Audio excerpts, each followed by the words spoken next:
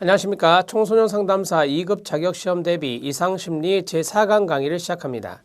4강 강의는 앞에서 말씀드린 대로 지금부터 이제 장애에 대한 내용을 구체적으로 들어갈 겁니다. 제3장에 있는 불안장애부터 시작이 됩니다. 자, 밑에 박스에 보면은 불안장애 하위유형 12회 기출이라고 되어 있죠. 이러한 하위유형이 시험에 많이 출제가 됐습니다. 12회 문제를 보시면. 자, 그러면 분리불안장애, 선택적 무언증, 그 다음에 특정 공포증, 사회불안장애, 공황장애, 광장공포증, 범불안장애 이렇게 해서 나왔습니다. 우리가 이제 앞에서 봤던 내용이 그대로 여기에 실려요. 그러니까 앞에 있는 내용을 잘라서 뒤에 이런 장애마다 제가 여기에 표기를 해놨습니다. 그래서 다시 한 번 더 반복 학습이 되게 제가 배려를 했고요.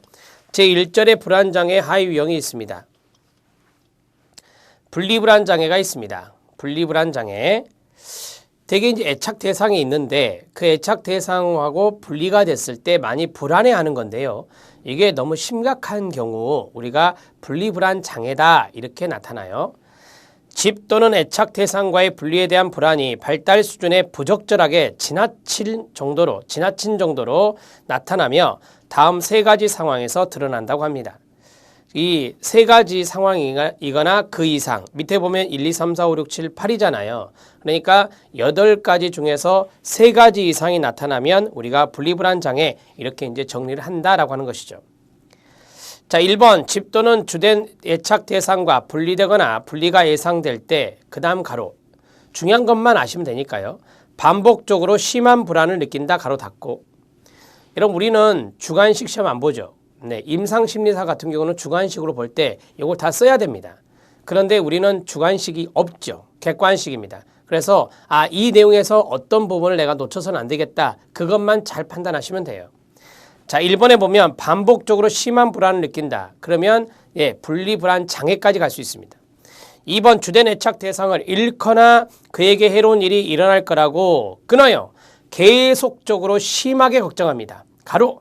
계속적으로 심하게 걱정하는 것도 불안장애에 들어갑니다. 분리불안장애.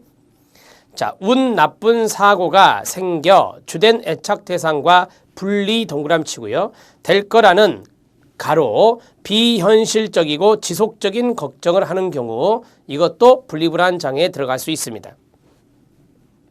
예를 든다면 운 나쁜 사고가 무엇일까요? 길을 잃거나 납치되는 것 이런 것들이 여기에 들어갈 수 있습니다. 자, 네 번째 분리에 대한 불안 때문에 끌어봐요. 학교나 그 외의 장소에 그 다음 가로 지속적으로 가기 싫어하거나 거부한다. 가로 닫고. 자, 예를 들어서 내가 분리불안 때문에 애착 대상과 분리되는 게 싫으니까 학교 가기 싫다. 그 다음에 다른 장소에 지속적으로 나타나야 돼요. 지속적으로 가기 싫어하거나 거부하는 것도 분리불안 장애에 들어갑니다. 5번째 혼자 있거나 주된 애착 대상 없이 지내는 데 대해 끊어봐요. 지속적이고 과도하게 두려움을 느끼거나 거부한다. 자, 그 다음에 가로 묶었죠. 지속적이고부터 거부한다까지 가로 묶어야 돼요. 주된 애착 대상이 가까이 있지 않은 상황이나 집을 떠나는 상황에서는 끊어요. 잠자기를 지속적으로 싫어하거나 거부한다. 가로 묶어요. 분리의 주제와 연관된 반복적 악몽을 꿔요. 반복적 악몽의 밑줄이요. 그 다음에 8번째 주된 애착 대상과의 분리가 예상될 때 반복적인 신체 증상이 나타납니다. 자, 두통이 있다든지 복통이 있다든지 오심이 있다든지 구토가 있다든지 이러한 것들이 있으면 이제 반복적으로 나타나면 분리불안 장애라고 할 수 있습니다. 장애 기간이 적어도 4주 이상의 동그라미요. 4주 이상이면 제가 지속적으로 반복적으로 그랬잖아요. 4주 이상, 한 달 이상이면 여기에 들어갈 수 있고요. 자, 그 다음에 18세 이전에 발병을 많이 합니다. 사회적, 학업적 또는 다른 중요한 기능 영역에서 임상적으로 심각한 고통이나 장애가 나타납니다. 5번째 광범위성 발달장애, 정신분열증, 다른 정신증적 장애 기간 중에만 증상이 나타나는 것이 아니어야 되고요. 청소년과 성인에게는 광장공포증이 있는 공황장애로 잘 설명되지 않아야 됩니다. 자, 이러한 것들과 헷갈릴 수 있으니까 자, 광범위성 발달장애라든지 정신분열증이라든지 정신증적 장애기간 이거는 여기에 장애잖아요. 그러니까 여기 중에는 이러한 증상이 나타났다. 그러면 분리불안 장애라고 안 한다 이 말이죠. 청소년과 성인에게 광장공포증이 있는 공황장애다. 이거 불안한 거거든요. 따라서 이러한 것이다 그러면 분리불안장애라고 안 한다 이 말이에요. 이것은 이제 말 그대로 광장공포증 공황장애로 가는 거죠. 이렇게 정리하시면 됩니다. 자, 분리불안장애의 진단 기준이 있었는데요. 분리불안장애의 진단 기준. 자, 왼쪽으로 오셔서 분리불안장애 진단 기준 오른쪽에 쓰세요. 자, 지속적이란 단어가 있었고요. 반복적이란 단어가 있었고요. 그 다음에 걱정이란 단어가 있었고요. 그 다음에 불안이란 단어가 있었습니다. 거부하는 것도 있었습니다. 자, 이러한 것들이 나타나면 분리불안 장애의 요소다 이렇게 생각하시면 됩니다. 아셨죠? 자, 그 다음에 선택적 무언증 또는 선택적 함구증이라 하는데 무언증으로 바뀌었죠. 선택적 무언증의 진단 기준입니다. 다른 상황에서는 말을 할 수 있음에도 불구하고 끊어요. 특정한 사회적 상황에서는 지속적으로 말을 하지 않는 겁니다. 무언이라고 하는 게 뭐예요? 말하지 않는 거죠. 함구하는 거. 그래서 함구증, 무언증. 자, 선택적이란 말이 들어갔어요. 선택적이란 건 뭐냐? 특정한 상황에서 말 안 해버리는 것. 계속적으로 말 안 하는 것. 그러한 것들이 바로 선택적 무언증의 진단 기준 1번입니다. 말하기 요구되는 상황, 학교 이런 데에서 이제 사례를 들 수 있겠죠. 장애가 학업적, 직업적 성취나 사회적 의사소통을 저해할 수밖에 없습니다. 장애 기간은 적어도 1개월은 지속돼야 됩니다. 4주죠? 네, 입학 후 처음 1개월은 포함되지 않습니다. 왜요? 처음에 입학하면 되게 서먹서먹해서 말 잘 안 차나요? 그거는 포함시키지 않고요. 말하지 못하는 이유가 사회생활에서 요구되는 언어에 대한 지식이 없거나 그 언어에 대한 불평과 관계가 없는 것이어야 됩니다. 만약에 언어에 대한 지식이 없으면 말을 못할 수 있잖아요. 근데 그것을 정신장애인 여기 있는 선택적 함구증으로 하면 좀 무리가 있다라고 하는 거죠. 자, 그 다음에 그 언어에 대해서 불편함을 갖고 있어요. 어떤 사람이 그 언어에 대해서 사용하기 싫은 불편감이 있어요. 그것과 선택적 무언증은 다르다라고 하는 거죠. 장애가 의사소통 장애에 의해 잘 설명되지 않아야 됩니다. 예를 들어서 의사소통 장애에 말더듬기가 있거든요. 자, 이러한 사람들은 말을 잘 안 하려고 할 수 있잖아요. 불편하니 따라서 의사소통 장애에 의해서 설명이 안 돼야 되고 광범위성 발달장애, 정신분열증, 정신증적 장애 기간 중에는 발생되는 것이 아니어야 합니다. 자, 선택적 무언증 진단 기준이 있죠. 똑같은 방법으로 할 거예요, 여러분. 선택적 무언증의 진단 기준 옆에다가 쓰시면 돼요. 특정 상황, 그 다음에 지속적으로 말을 하지 않는다. 지속적으로 말을 하지 않음.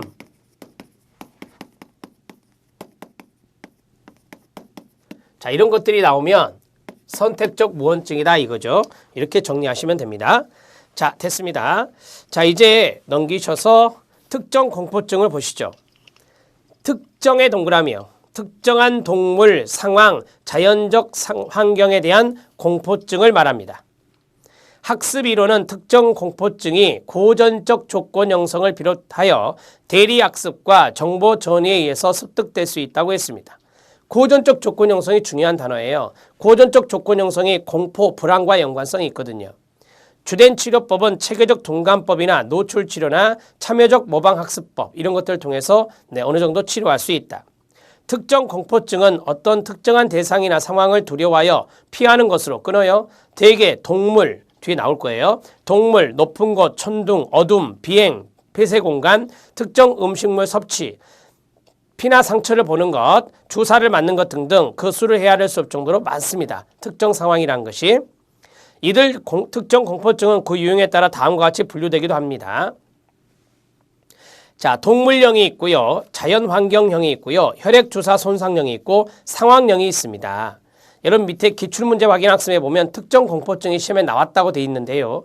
특정 공포증은 불안장애에 해당된다 그랬고요.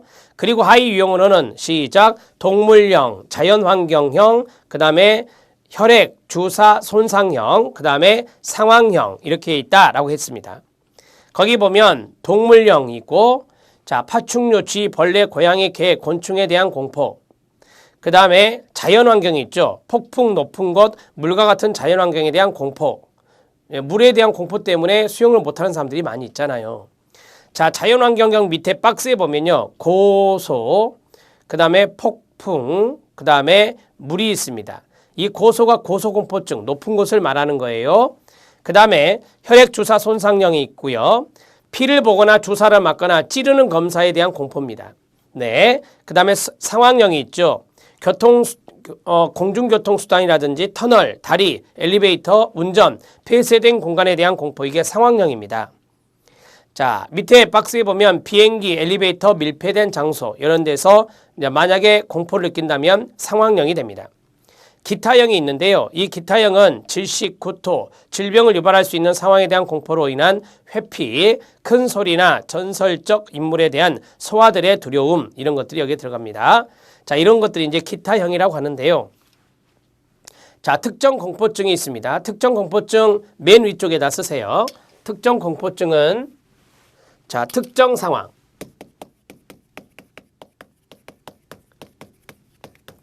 자, 특정 상황에 대해서 특정 상황 좀 이따 말씀을 드릴 거고요. 자, 거기에서 우리가 이제 공포증을 느낀다라고 했었죠. 이런 것들도 지속적인 공포증을 느끼는 거예요. 뭐 한 번 느끼는데 특정 공포증이 할 일은 없잖아요. 자, 지속적이고요. 그 다음에 공포 반응이 나타난다라고 하는 거죠. 자, 두려움, 무서움이 나타나는 것이 바로 특정 공포증이 됩니다. 그러면 이 특정 상황이 어떤 것들이 있느냐, 그것이죠. 자, 첫 번째가 동물과 연관성 있는 동물형. 그렇죠? 네. 그 다음에 두 번째가 주사 맞는 거 싫어하는 사람 있잖아요. 네. 혈액, 피를 보면 무서워하는 사람, 주사 보면 무서워하는 사람, 그 다음에 손상령이 있습니다. 혈액 주사 손상령, 그 다음에 상황령이 있습니다. 특정 상황이죠. 뭐 터널에 들어가면 상당히 불안해하는 사람들이 있어요. 폐쇄된 공간, 이런 것들이 바로 상황령입니다. 하나만 쓰죠. 폐쇄된 공간 등 여기에 들어갈 수 있습니다.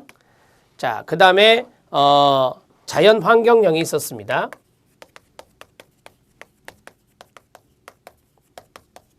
우리가 자연 환경령 하면 대표적인 것이 물이라든지 이런 거죠. 자연 환경에 해당되는 거, 물에 대한 공포, 이런 것들이 바로 자연 환경령이 됩니다.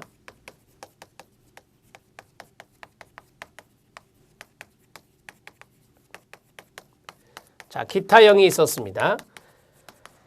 자, 이런 식으로 지금 제가 정리한 게 뭐죠? 네, 특정 공포증이에요.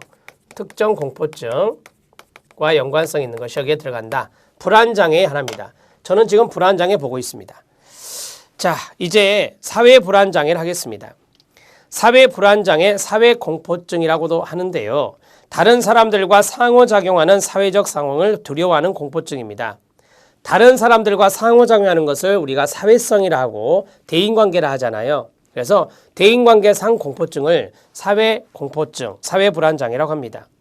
인지적 입장에서는 사회공포증이 부정적인 자기개념, 대인관계에 대한 역기능적 신념, 자, 인지적 입장이니까요. 이런 단어가 나와야 되겠죠. 자신의 사회적 행동에 대한 부정적 평가, 자기 초점적인 주의 등에 의해서 유발되는 것을 설명합니다. 인지행동적 집단치료가 가장 효과적인 것으로 알려지고 있고요. 사회공포증은 낯선 사람과 이야기하거나 다른 사람들 앞에서 연설하는 등의 사회적 상황에 대한 두려움과 불안이 있어서 그런 상황을 가능한 피하려 하는 병이 바로 사회공포증 됩니다. 사회불안장애라고도 합니다. 자, 그 다음에 사회공포증 환자는 잘 모르는 사람과 대화를 하거나 직장 상사와 이야기할 때 불안하고 긴장이 되어서 얼굴이 붉어지거나 가슴이 두근거리고 말을 제대로 하지 못하는 경우가 있습니다. 남들 앞에서 발표를 하는 등 남들이 자신을 관찰하고 평가하는 상황에 남들의 시선을 의식하게 되고 그러한 상황을 두려워하여 자꾸 피하게 됩니다. 이러한 상황을 피하다 보면 나중에는 더욱 두려움이 커져서 더욱 그러한 상황을 회피하는 악순환을 되풀이하게 됩니다. 사회공포증은 어떤 특정 상황만 두려워하는 사람과 광범위하게 여러 사회 상황을 두려워하는 사람으로 나눌 수 있습니다. 사회공포증은 10대 중반의 청소년기에 발병하는데 이는 지나친 자의식으로부터 비롯되기 때문이다. 이렇게 되어 있습니다. 자, 한 장 넘기면 사회공포증의 진단 기준이 나옵니다. 앞에 있는 것은 우리가 일반적으로 쭉 이야기하는 것을 서술해 놨고요. 자, 이제 진단 기준을 보시죠. 1번 한 가지 또는 그 이상의 사회적 상황이나 활동 상황에 대한 현저하고 지속적인 두려움, 지속적이 들어가죠. 밑줄 치고요. 즉 개인이 친속하지 못한 사람들이나 타인에 의해서 주시되는 상황에 대한 두려움. 개인들은 자신들이 수치스럽거나 당혹스러운 방식으로 행동할까 봐 두려워하는 경우, 이러한 것들이 여기에 들어갑니다. 주의, 소아에서는, 아이들에서는 친한 사람들과 연령에 적절한 사회적 관계를 맺을 수 있는 능력이 입증돼야 되고, 불안은 성인과의 상호관계뿐만 아니라 또래 관계에서도 일어나야 합니다. 자, 성인과의 상호작용에서뿐만 아니라 또래 관계에서도 일어나야 우리가 이걸 사회공포증이라 이야기한다. 두려운 사회적 상황의 노출은 언제나 예외 없이 불안을 유발시키며, 이는 상황과 관계에 있거나 상황이 원인이 되는 공황발작으로 나타나게 됩니다. 자, 주의, 소아에서의 불안은 울음, 냉담, 낯선 사람들과 사회적 상황에 대한 회피 등으로 나타나게 되죠. 어린애들은 이렇게 이제 대인 공포증을, 즉 사회 공포증을 느끼게 되는 겁니다. 공포가 너무 지나치거나 비합리적임을 인식한다. 소아에서는 이러한 특징이 결여되어 있다. 공포가 너무 지나친다. 그 다음에 비합리적인 것을 인식한다라고 하는 거죠. 현실적인 거. 비합리적이다, 비현실적이다라고 하는 거죠. 자, 그 다음에 공포스러운 사회적 상황이나 활동 상황을 회피하려 하고, 그렇지 못할 경우 강한 불안과 고통을 경험하게 됩니다. 공포스러운 사회적 상황 또는 활동 상황에 대한 회피, 예기불안, 그 다음 이로 인한 고통이 정상적인 일상생활이나 학업적, 직업적 기능, 사회적 활동, 관계, 여의로 고쳐주세요. 관계 형성을 심각하게 저해하거나 공포로 인해서 심하게 고통을 받습니다. 18세 이하에서는 기간이 6개월 이상이 돼야 된다라고 했습니다. 자, 사회공포증이 나왔는데요. 여러분들은 이 사회공포증을 사회불안장애로 알아놓으세요. 맨 위에 사회공포증 진단기준, 거기 오른쪽에 줄 긋고 쓰세요. 자, 특정 상황. 근데 이것은 사회적 상황입니다. 사회적 상황이에요. 네. 그 다음에 대인관계상.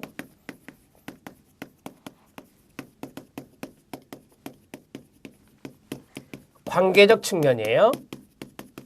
여기서 끊고요. 자, 그 다음에 지속적으로 해야 되죠. 그 다음에 불안 반응이 나타나고, 그 다음에 두려움이 나타난다. 이렇게.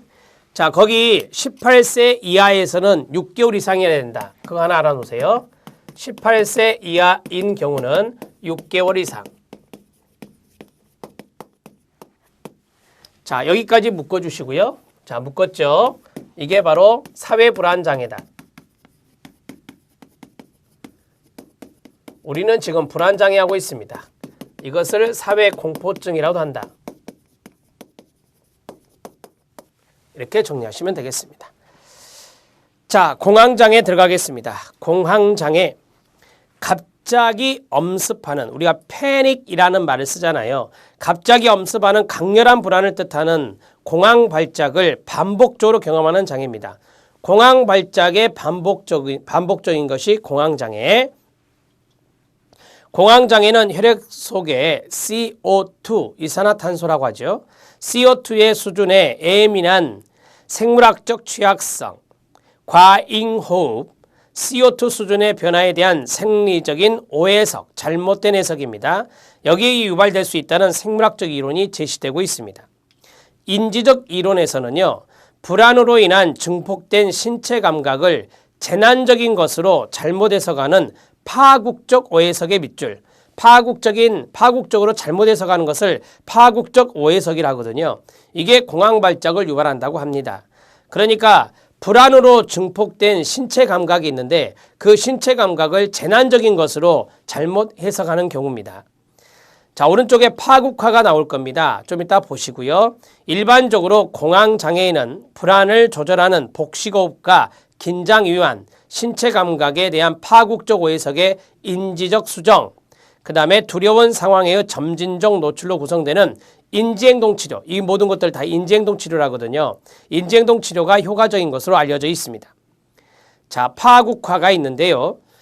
파국화 별표, 우리 시험에 출제가 됐고요.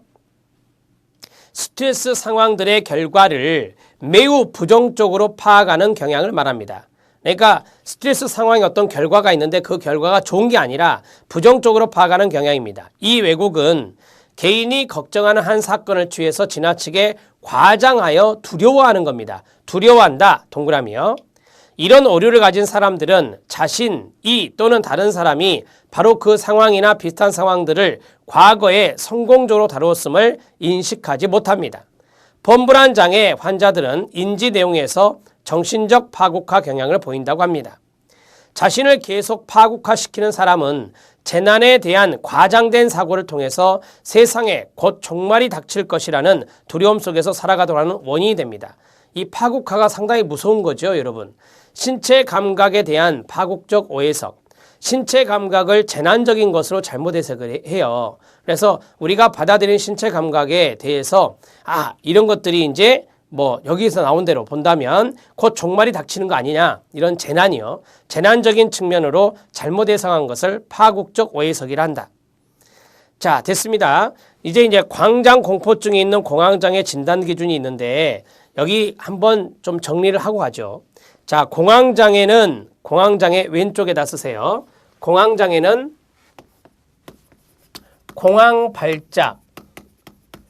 공황발작이 반복되는 경우입니다. 공황발작이 반복되는 경우고요.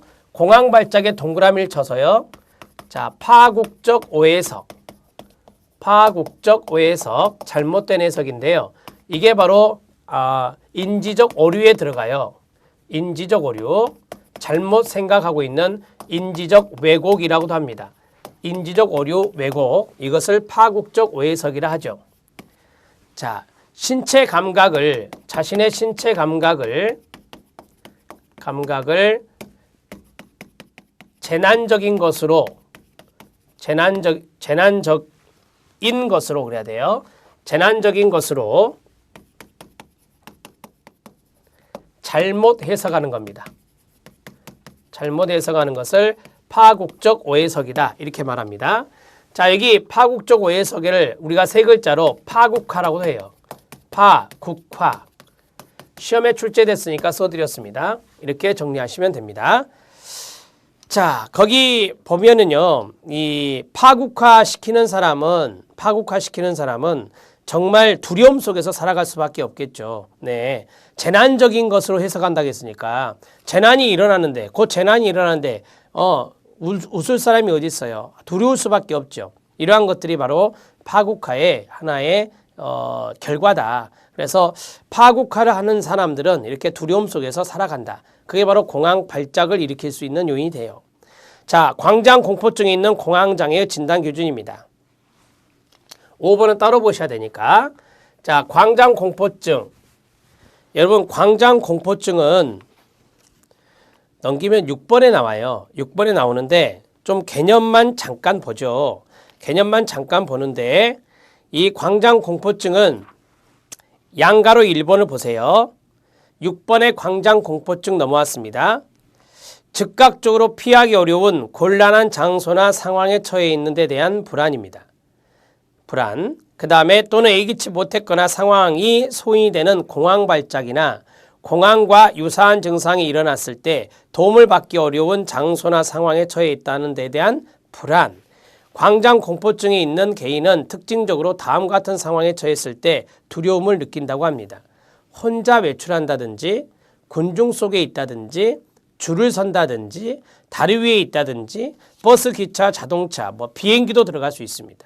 여행을 한다든지 이러한 것들에 대해서 우리가 두려움을 느낄 수 있는데 그러한 것들이 바로 광장공포증과도 연관된다.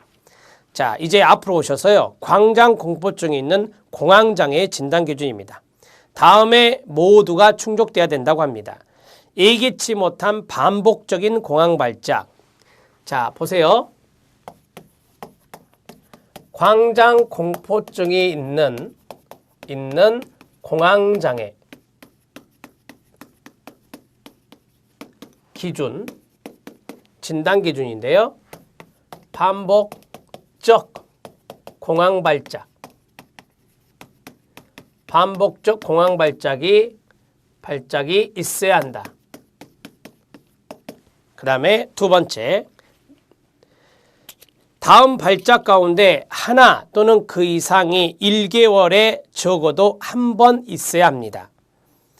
추가 발작이 나타날 것에 대한 지속적인 걱정, 발작과 관계가 있을 여러 가능성에 대한 근심 걱정, 발작의 결과에 대한 근심 걱정, 그 다음에 자제력의 상실, 심장마비가 오지 않을까, 미치지는 않을까 이런 것들, 발작과 관련되는 뚜렷한 행동 변화.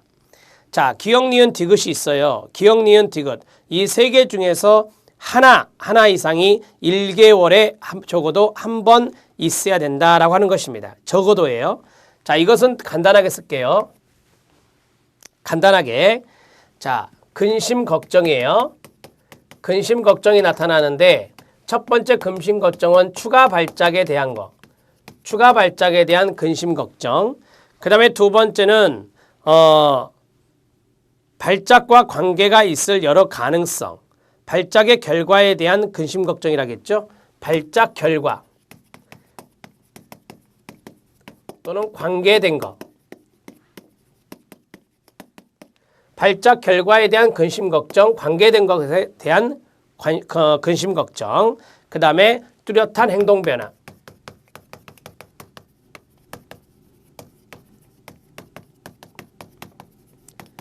자, 여기까지요.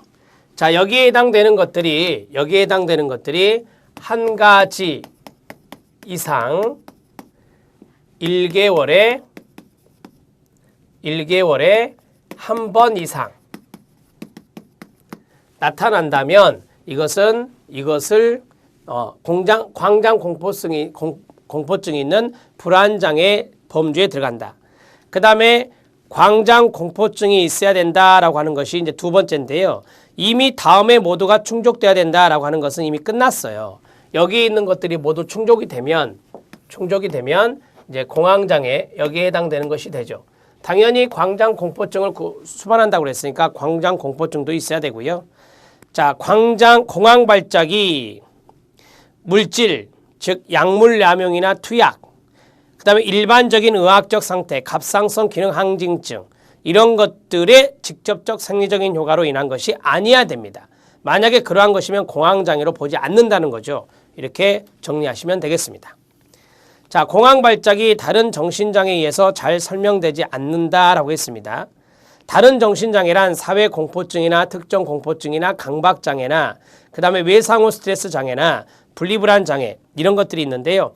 여기에 의해서 잘 설명되지 않는다. 그 말은 무슨 말이에요? 여기에 의해서 설명되면은 공황장애가 아니라는 거예요. 이렇게 정리하시면 됩니다. 자, 기출문제 확인학습을 보겠습니다.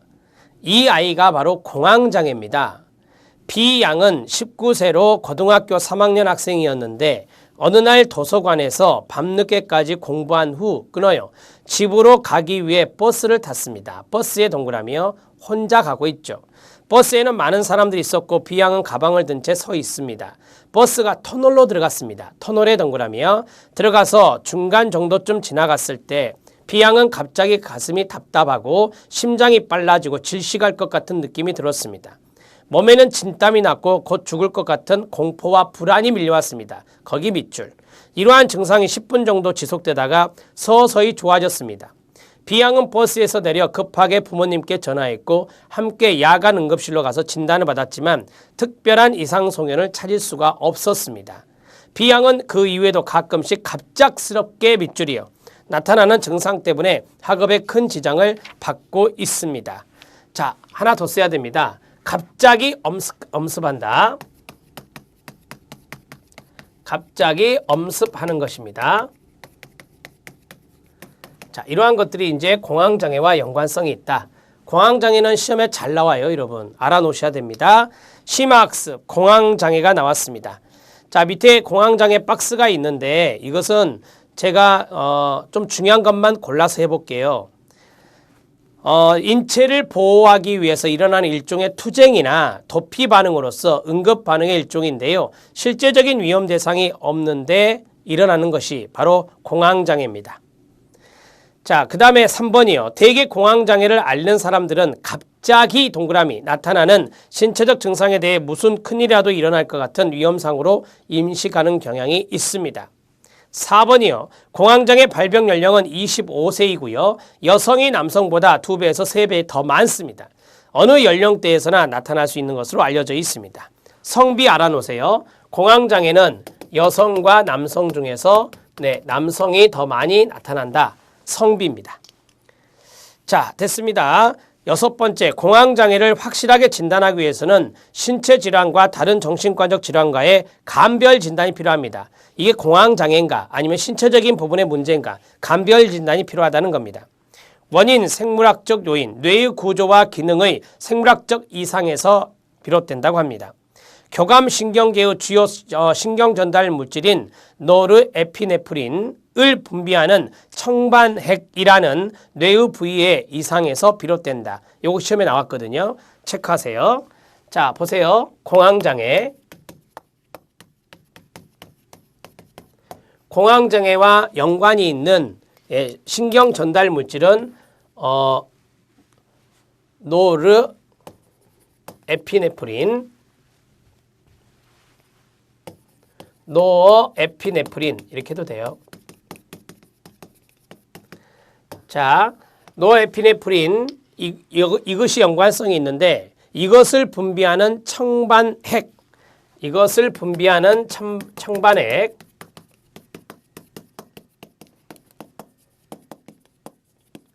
자, 청반핵이라는 뇌의 부위가 있어요. 뇌의 부위, 이 부위에 이상이 있는 거죠.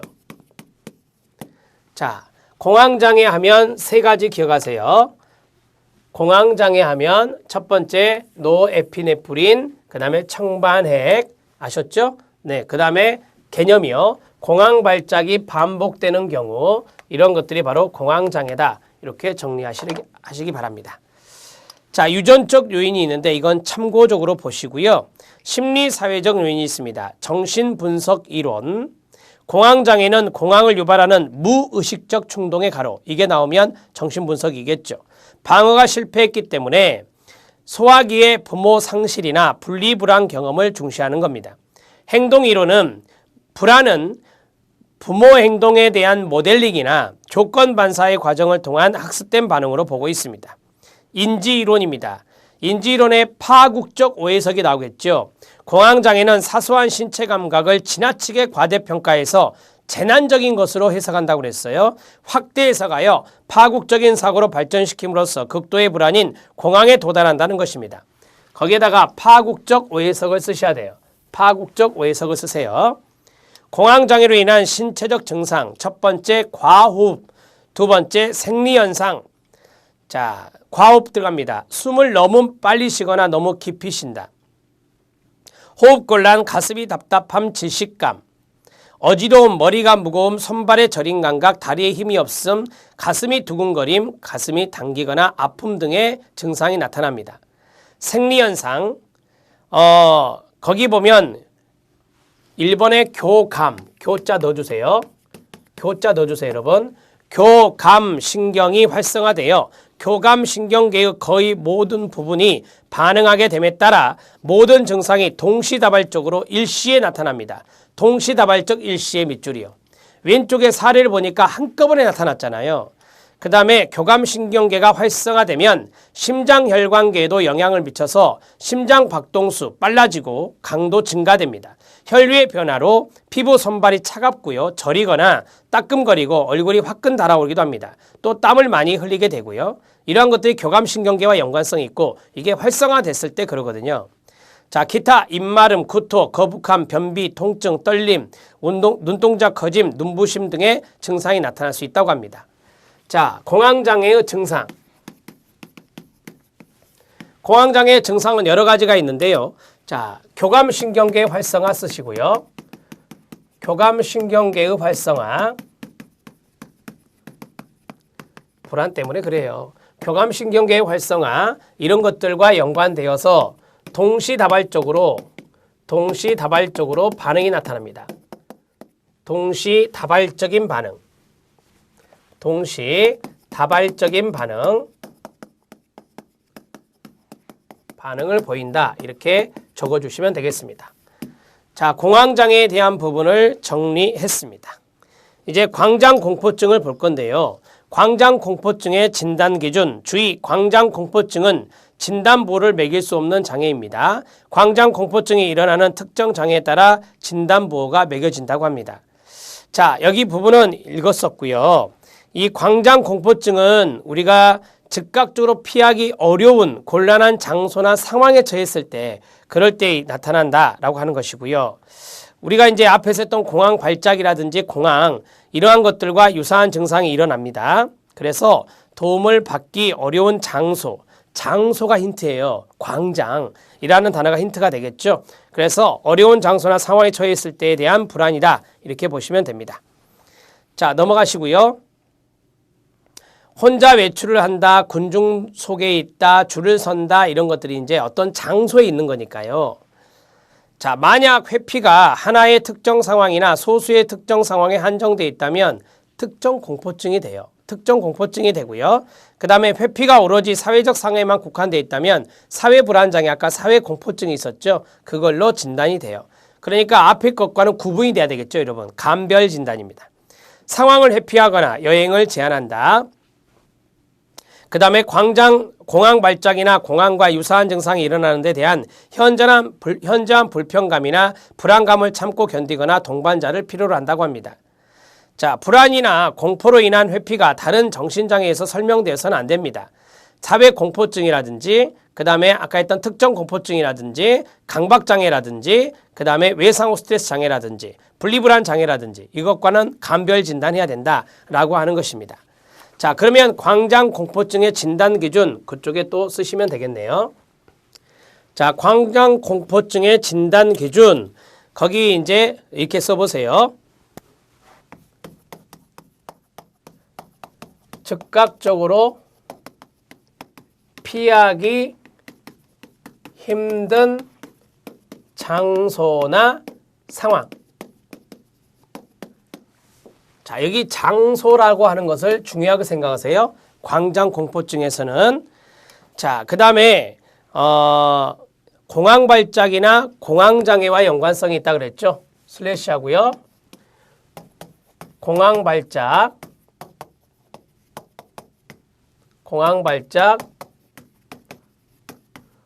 공황장애와 유사 증상을 보입니다. 그게 뭐겠어요? 두려움이겠죠? 두려움이에요. 그런데 이게 일어났을 때 도움을 받기 힘든 장소 또 나오죠? 도움을 받기 힘든 장소나 상황에 처해 있다. 상황에 처해 불안을 느끼는 겁니다. 광장공포증의 내용은 이 정도로 정리하시면 되겠습니다. 자, 됐습니다. 범불안장애 들어갑니다. 범불안, 이 범자는 일반이라는 단어를 써요. 그래서 일반불안장애라고 합니다. 다양한 상황에서 1. 만성적 불안과 과도한 걱정 2. 이것을 나타내는 경우를 범불안장애다, 일반불안장애라고 이야기합니다.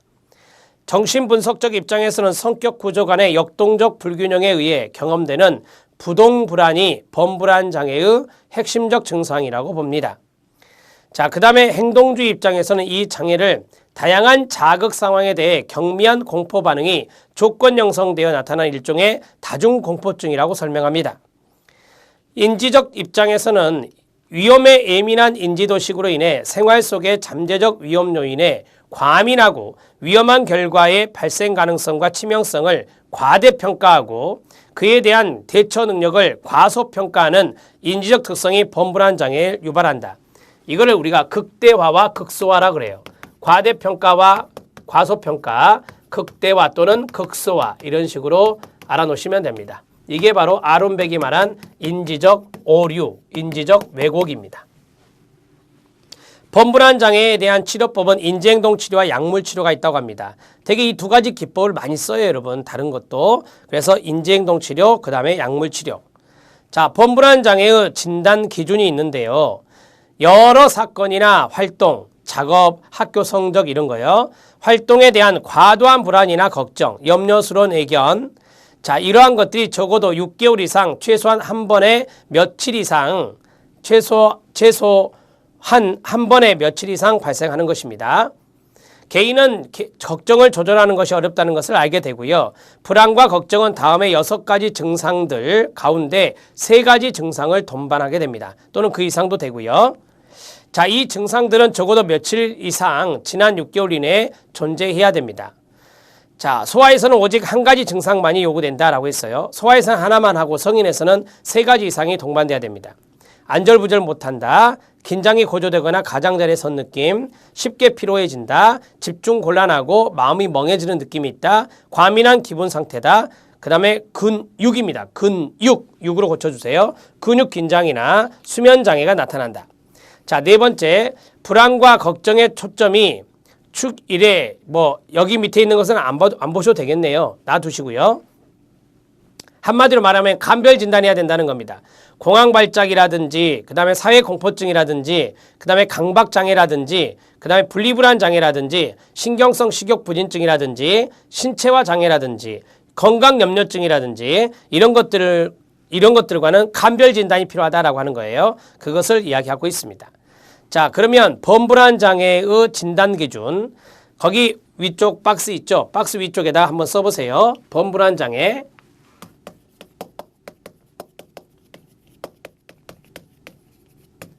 자, 오른쪽에 쓰세요. 범불안 장애 오른쪽 줄 긋고. 자, 첫 번째가 다양한 상황입니다.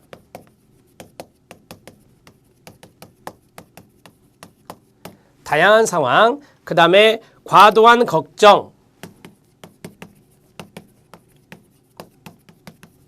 그 다음에 만성적 불안.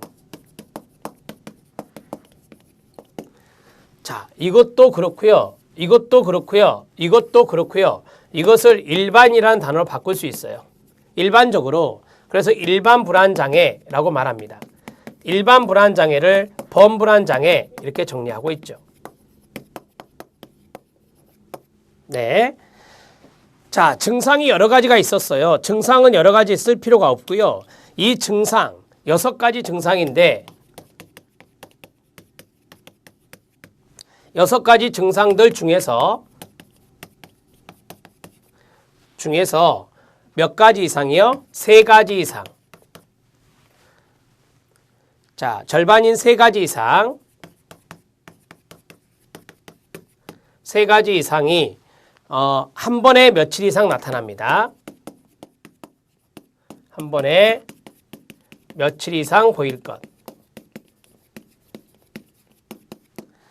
자, 이런 것들이 여기에 들어갈 수 있고요. 자, 우리가 이제 아까 소아 같은 경우는 어제 한 가지 증상만 보여도 범불안 장애에 들어갈 수 있다라고 했었잖아요. 그랬죠? 그 다음에 이제 6개월 이상이라는 것도 있어요. 보세요. 6가지 증상들 중에서 3가지 이상인데 한 번에 며칠 이상 보이는데 6개월 이상입니다. 6개월 이상 지속됩니다. 이렇게 알아놓으시면 되겠습니다. 범불안 장애에 대한 내용 노트에다가 따로 적으셔도 됩니다. 이 정도만 적어주시면 되겠습니다. 자, 저는 지금까지 쭉 3장에 있는 내용 불안장애에 대해서 말씀을 드렸습니다. 자, 앞에 불안장애로 다시 돌아가면요.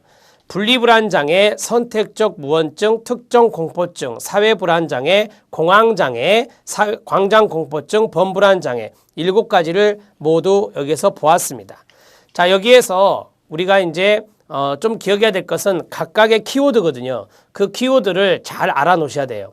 여러분들 교재에다가 제가 쓰라는 이유는 교재를 한번 나중에 보실 거 아니에요. 교재에서 중요한 포인트를 여기 많은 내용들에서 찾아가기가 힘들어요. 그래서 거기에다 써놓으시고 시간이 되신다면 이러한 내용들을 노트에도 따로 적어주시면 좋아요. 그런데 우리는 주관식 안 봅니다. 주관식일 때는 이게 필요하거든요. 노트가. 왜? 써봐야 되니까. 근데 우리는 객관식이기 때문에 교재를 중심적으로 쭉 여러 번 반복해서 읽어도 충분히 도움을 받을 수 있습니다. 필요한 부분은 쓰시면 좋겠다라고 말씀을 드린 겁니다. 자, 다음 시간에는 제4장 신체형 장애 및 해리장애 여기에 대해서 알아보도록 하겠습니다. 수고하셨습니다.